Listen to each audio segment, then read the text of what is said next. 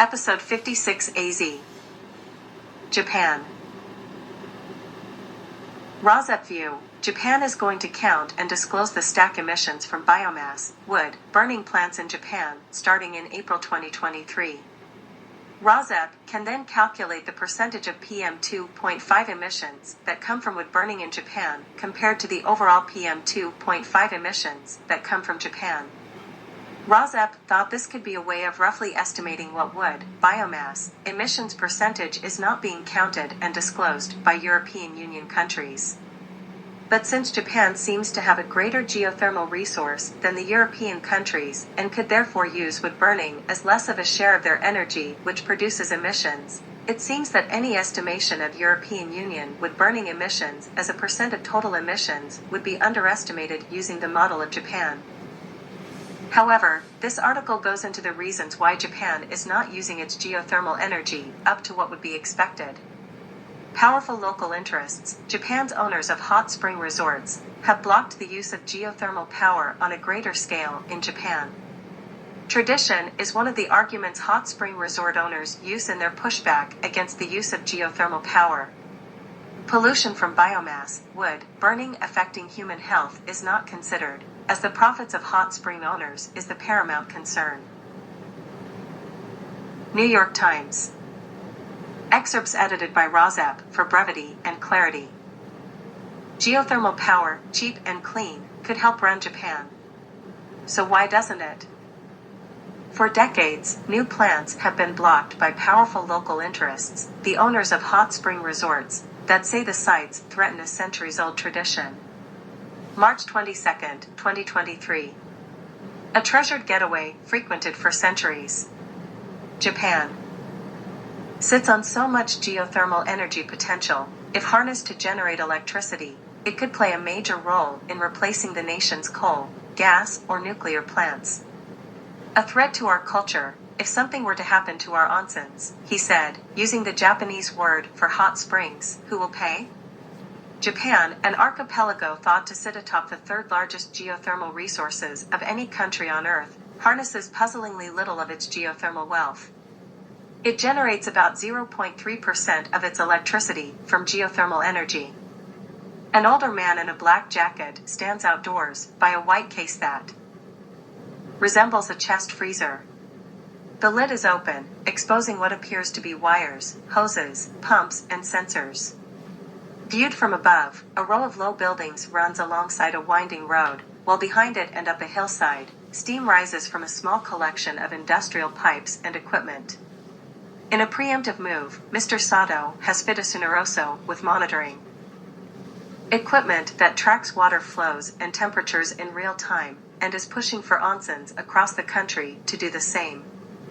He has led the opposition to geothermal development as the chairman of an organization that translates loosely as the Society to Protect Japan's Secluded Hot Springs. Bureaucrats in Tokyo, Japan's giant electrical utilities, and even the nation's manufacturing giants have been no match.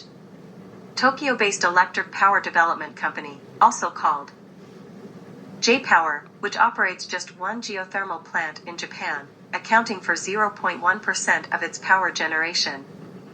The utility has been forced to give up on a number of geothermal projects in past decades.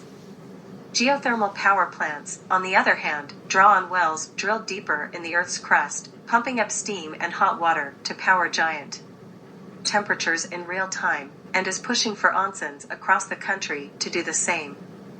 He has led the opposition to geothermal development as the chairman of an organization that translates loosely as the Society to Protect Japan's Secluded Hot Springs. Bureaucrats in Tokyo, Japan's giant electrical utilities, and even the nation's manufacturing giants have been no match. Tokyo-based Electric Power Development Company, also called turbines that generate electricity. Developers say that because plants draw from sources deep beneath onsen springs, there is little possibility one will affect the other. Japan, the world's fifth largest emitter of planet-warming gases, needs more clean energy to meet its climate goals and to rein in its dependence on fossil fuel imports. Much of its nuclear power program remains shuttered after the 2011 Fukushima nuclear disaster. The Japanese government, which seeks to triple the country's geothermal capacity by 2030, has tried to smooth the way for more projects by opening up geothermal development in national parks and speeding up environmental assessments. If Japan were to develop all of its conventional geothermal resources for electricity production, it could provide about 10% of Japan's electricity, according to the Institute for Sustainable Energy Policies in Tokyo. That would be more electricity than Japan generated from hydropower, solar, wind, or nuclear in 2019. A big geothermal plant. It's the nation's largest. But it's also 4 decades old, and Kyushu Electric, the regional utility, hasn't been able to build plants of a similar scale since. Yuzawa, in the snowy northern province of Akita, is a rare example of a hot spring town that has embraced geothermal energy. Japan had hoped for more Yuzawas. The nation opened its first commercial, large-scale geothermal power plants in 1966, and in the following decades operators added about a dozen more, including one in Yuzawa. But with rising local opposition from hot spring inns, Japan has added almost no geothermal capacity since the 1990s. That's even as Japanese manufacturing giants, like Toshiba, have come to dominate the global market for geothermal turbines. Very little of their business is on their home turf. Even in Yuzawa, though, there has been controversy. Since late 2020, a local inn has had to periodically close after its spring dwindled. Yuzawa City maintains the city's geothermal development wasn't the cause. Still, geothermal energy has become a part of Yuzawa City's fabric, a Yuzawa resident said. I think it's possible for both hot springs and geothermal to coexist.